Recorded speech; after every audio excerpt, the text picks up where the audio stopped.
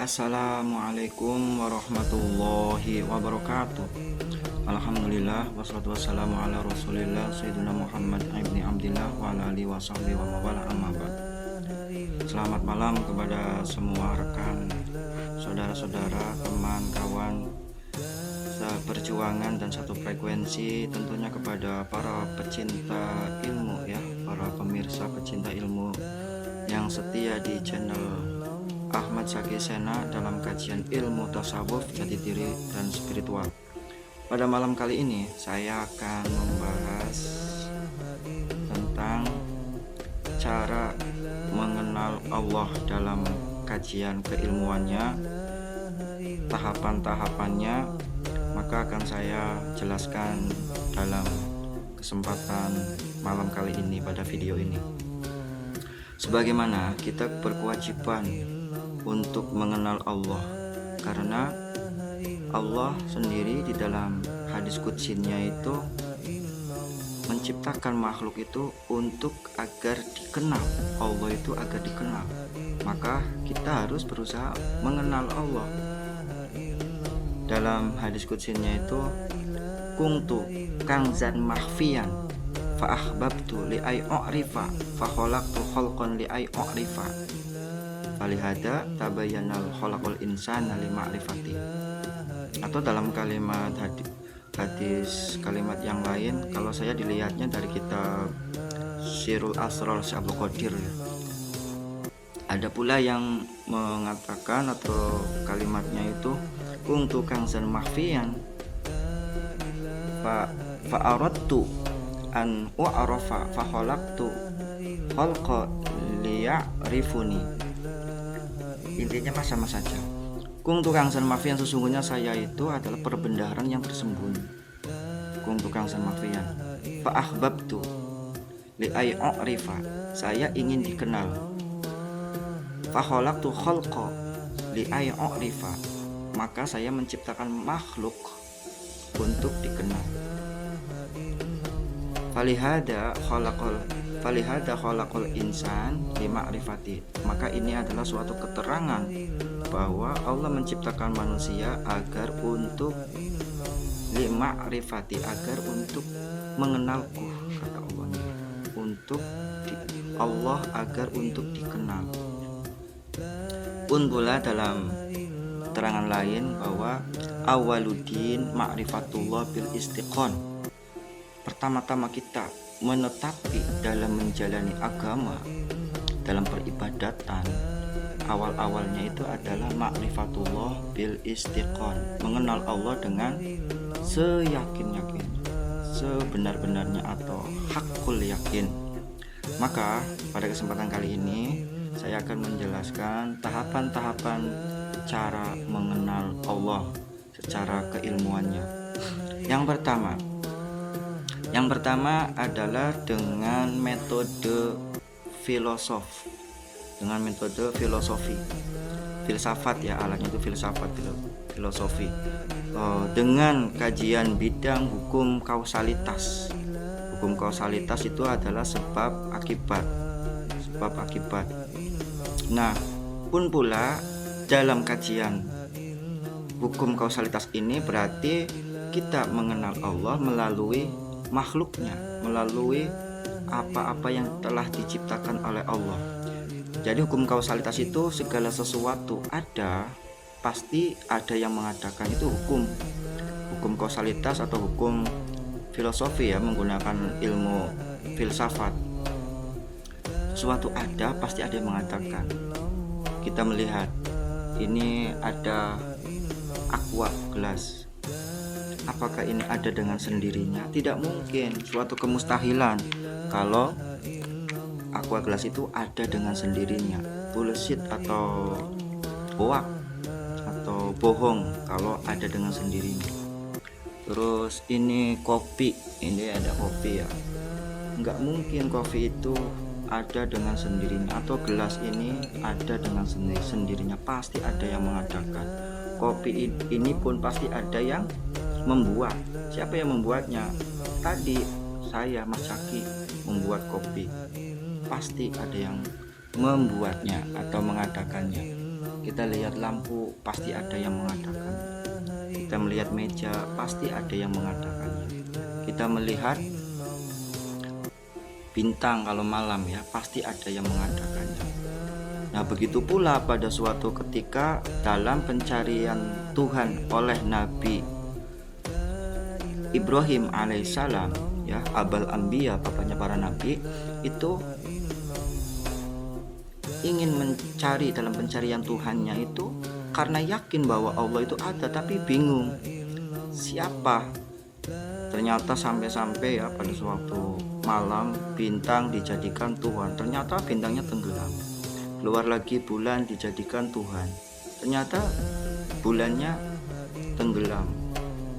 Tenggelam itu dalam arti hilang, kalau sudah pagi ya hilang. Terus siangnya itu ada matahari lebih besar lagi. Matahari kalau sudah sore hilang. Jadi masa Tuhan hilang? Masa Sang Maha Kuasa hilang? Jadinya Nabi Ibrahim tidak mau menuhankan suatu benda-benda yang lemah atau yang hilang. Makanya Nabi Ibrahim memperoleh wahyu dari Allah, sehingga memperoleh hidayah atau wahyu dari Allah, diberi petunjuk agar bahwa Allah lah Tuhan semesta alam, Allah lah yang wajib disembah. Jadi cara yang pertama, tahapan yang pertama itu hukum kausalitas. Segala sesuatu pasti ada yang mengadakan, ada yang menciptakan. Matahari pasti tidak mungkin ada dengan sendirinya, pasti ada yang mengadakan. Siapa yang mengadakan? Apakah manusia mampu? Tidak mungkin. Apakah jin mampu? Tidak mungkin. Jadi yang mengadakan pasti adalah suatu zat yang maha super, maha dahsyat, super maha kuasa, super maha segala-galanya. Itu ya tahapan pertama. Yang kedua, cara mengenal Tuhan atau Allah itu dengan naluri insting yang ada pada setiap makhluk, baik itu jin ataupun malaikat ataupun tumbuh-tumbuhan ataupun hewan, apalagi manusia ya. Kita fokusnya kepada manusia, pasti memiliki naluri ketuhanan. Ada sesuatu zat yang maha dahsyat. Buktinya apa? Buktinya dikala kita sedang sakit yang parah, yang sangat melemahkan kita, pasti di situ akan tumbuh muncul suatu perasaan mengharapkan sesuatu kekuatan zat yang ingin sakitnya itu disembuhkan. Tuh, satu. Atau bukti lagi, dari agama apapun, dari ras suku apapun, dari aliran apapun, sampai ada yang mengatakan berpaham ateis, tidak mempercayai Tuhan. Kalau orang tersebut dalam keadaan ditimpa suatu ujian, musibah, bencana yang mempertaruhkan nyawanya, mempertaruhkan segala sesuatu yang terpenting nyawanya, pasti akan ingat kepada Tuhan. Itu naluri manusia, naluri makhluk, apalagi manusia, ya, naluri manusia. Buktinya pada saat peristiwa kapal tenggelamnya Titanic, semua orang pada ingin minta pertolongan. Siapa yang bisa menolong? Mereka pada berdoa pada Tuhan yang maha bisa menolong. Cuma pada saat itu saja ya, sebelumnya itu banyak yang gak percaya, banyak yang ateis, banyak yang biasa-biasa, banyak yang melupakan tentang ajaran-ajaran ketuhanan, ajaran-ajaran petunjuk dari Tuhan. Jadi naluri manusia itu diberkahi, diberikan insting untuk bisa berhubung dengan Sang Maha Kuasa, Sang Maha yang bisa menolong segala-galanya, bisa mampu berkehendak segala-galanya. Tuh yang kedua. Yang ketiga itu adalah dengan cara melalui petunjuk wahyu dari Allah atau agama samawi, terutama bagi kita umat Islam ya, pastinya agama Islam, pastinya adalah kitab suci umat Islam adalah panduannya Al-Quran. Jadi di dalam petunjuk Al-Quran itu dijelaskan kita mengenal Allah pertama itu dengan sifat asmanya.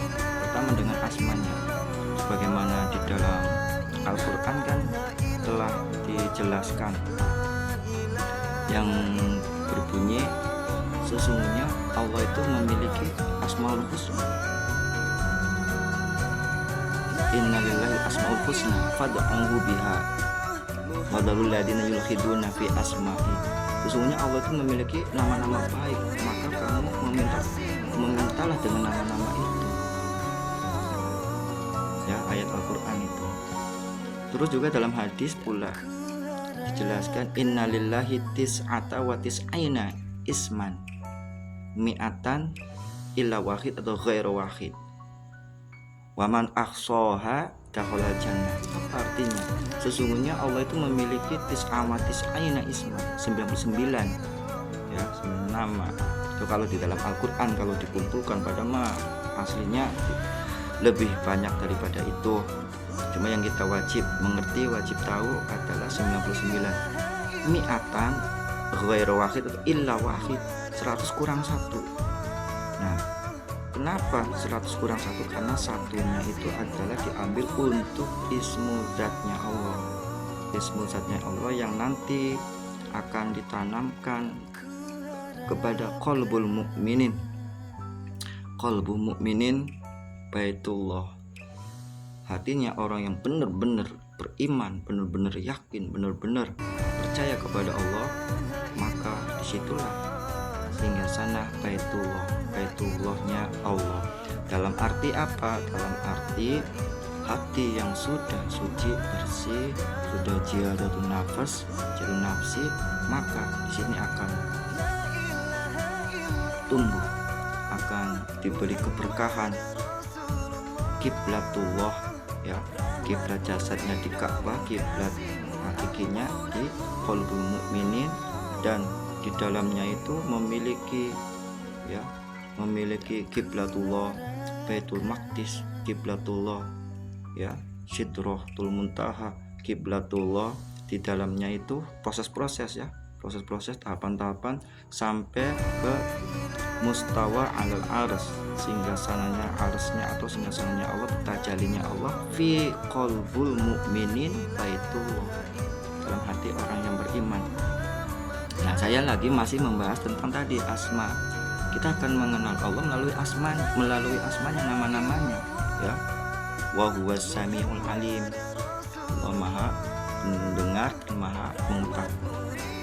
Terus pun pula banyak sekali ya ayat-ayat menerangkan tentang asma-asma Allah, nama-nama baik Allah.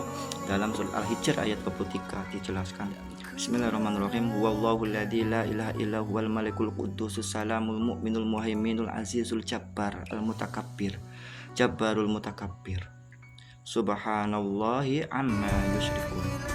Itu dialah Allah, tiada Tuhan kecuali dialah yang maha raja, maha kudus. Al-Qudus itu maha suci.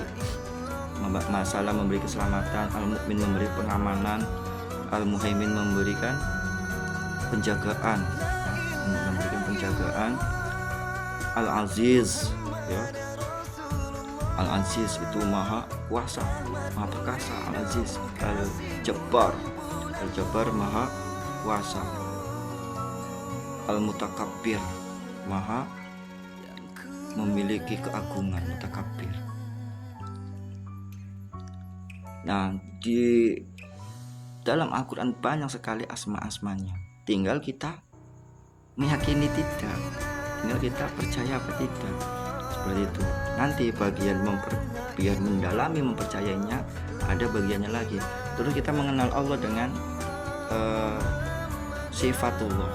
sifatullah yang kita wajibkan.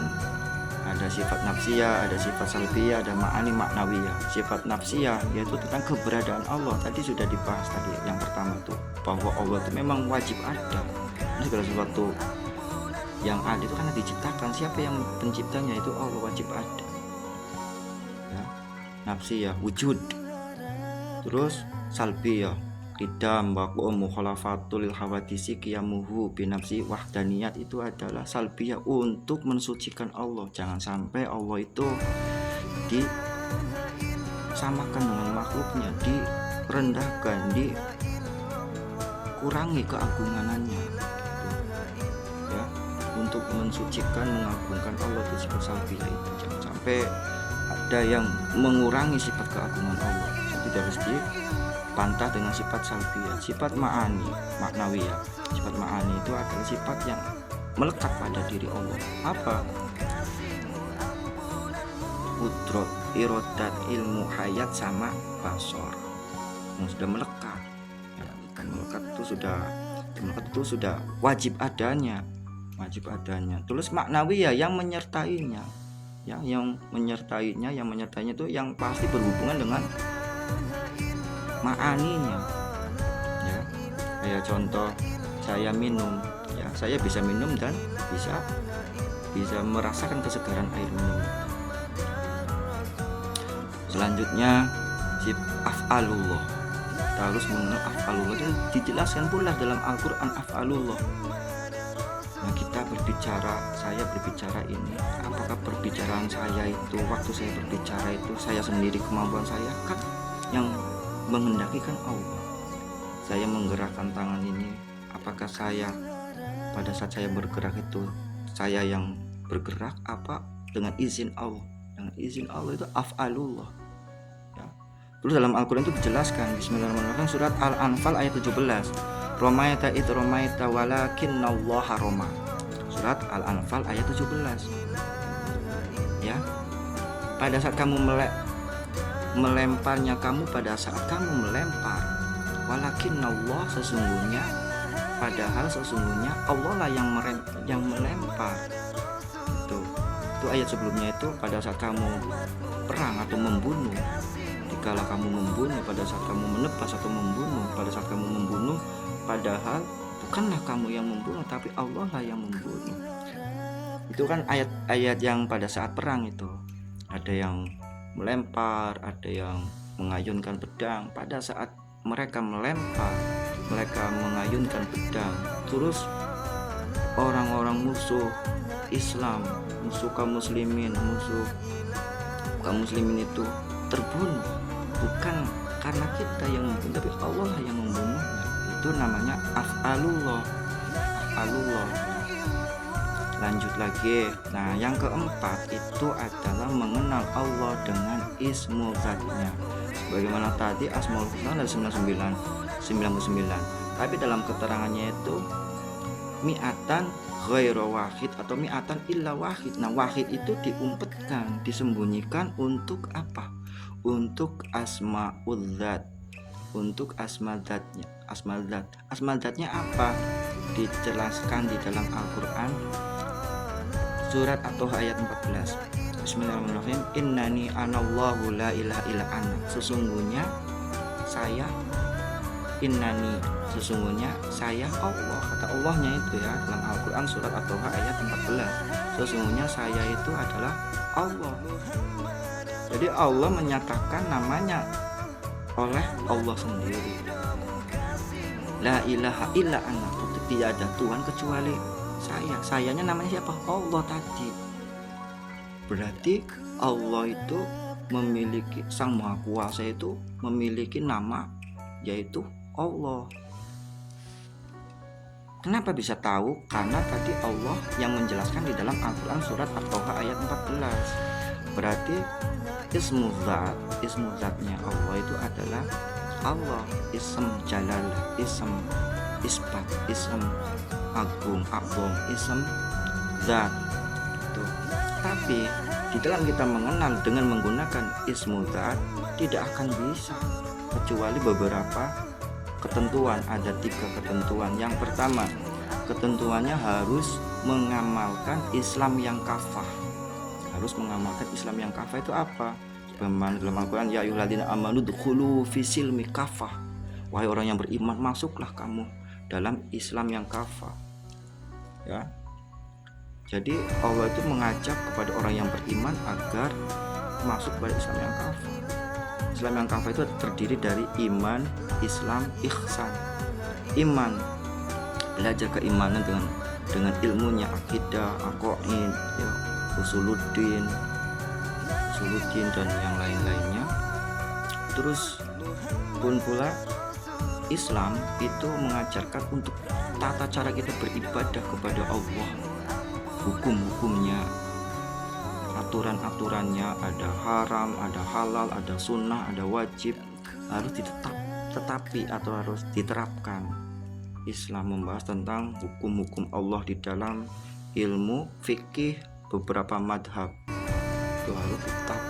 Yang terakhir ihsan itu adalah artinya agar kita itu menyembah, beribadah pada Allah dengan seyakin-yakinnya, seakan kita melihatnya. Anta budallaha ka'annaka tarahu fa illam takun tarahu fa innahu yaraka, seakan-akan kita melihatnya. Apabila kita belum bisa melihatnya, yakinkan Allah itu melihat kita. Nah, dalam bab ihsan itu alatnya apa? Ilmunya tasawuf untuk membersihkan diri kita, membersihkan nafsu kita, jiwa kita yang kotor, yang penuh dengan nafsu-nafsu lawamah, mulhimah, amarah, dan nafsu-nafsu yang akan mengotori diri kita atau nafsu jiwa kita, sehingga terhijab, terhalang dalam memandang Allah. Nah, dalam yang kedua tadi harus menggunakan ilmu kafah, ya, Islam yang kafah, iman, Islam, ihsan. Yang kedua itu dengan menggunakan zikrullah ismu dzat. Nah, yang tadi ya, zikrullah ismu dzat. Ismu dzatnya itu yang berawal dari kalimat la ilaha illallah. Ya, lakinu mautakum biqauli la ilaha illallah. Ingatkanlah atau talkinkanlah kepada orang yang akan mati dengan kalimat la ilaha illallah. La yufidu dzikru la ilaha illallah faidatan tamatan illa bitalqin. Tidak akan bermanfaat zikir la ilaha illallah kecuali dengan talqin.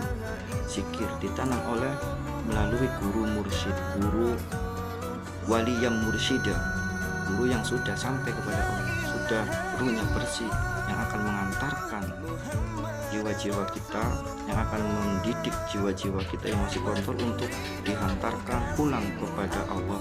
Alatnya zikrullah. Untuk apa? Membersihkan hawa nafsu yang masih kotor, tazkiyatun nufus. Sehingga apa? Sehingga dengan prosesnya itu ada takhalli, ada tahalli, sehingga nanti karunia Allahnya tajalli atau makrifat atau mengenal Allah. Takholi mujahadah, ya, mujahadatun nafas, yang melawan hawa nafsu dengan riyadho, dengan melakukan kebaikan, dengan amal-amal soleh, dengan latihan peribadatan yang dianjurkan dalam Islam, diperintahkan oleh guru mursyid kita, guru pembimbing kita. Waman jahada fa innama yujahidu li nafsi. Siapa orang yang bersungguh-sungguh di dalam mengendalikan hawa nafsunya, keberkahannya atau hasilnya itu adalah untuk dirinya sendiri, agar jiwanya itu bersih. Sehingga kalau udah bersih, qalbul mukminin baitullah, ya, hati yang sudah bersih, sehingga Allah akan memancar pantulannya kepada insan, karena insan itu adalah rahasianya Allah. Allah ada dalam rahasia insan. Insan itu memahami, mengetahui Allah, sehingga terhubunglah ke suatu kalimat man arafa nafsahu faqad arafa rabbahu. Siapa orang yang mengerti dirinya sendiri, maka akan memahami, mengenal Tuhannya. Kenapa? Karena unsur dari diri kita hakikatnya itu dari Allah. Wa nafakhtu fihi mir ruhi. Sesungguhnya ruh kita itu tiupan, pancaran dari Allah. Sehingga kalau hijab-hijabnya terbuka semua, tirai-tirainya semua bermuka syafah, dibuka hijabnya, sehingga memandang Allah dengan jelas dan hakul yakin. Sehingga apa? Di dalam hadis qudsi, bana itu fi jofi ibnu Adam qasron wa fi qasri, sadron wa fi sadri, qalban wa fi qalbi, fuadan wa fi fuadi, syaghofan wa fi syaghofi, sirron wa fi sirri ana. Di dalam rahasia manusia itu ada saya. Sayanya itu adalah Allah yang fi qalbi mukminin baitullah. Sehingga dengan cara inilah maka kita akan mengenal Allah. Semoga memperoleh keberkahan dari pembahasan ini. Mohon maaf segala kurangannya. Wal afu minkum. Wassalamualaikum warahmatullahi wabarakatuh.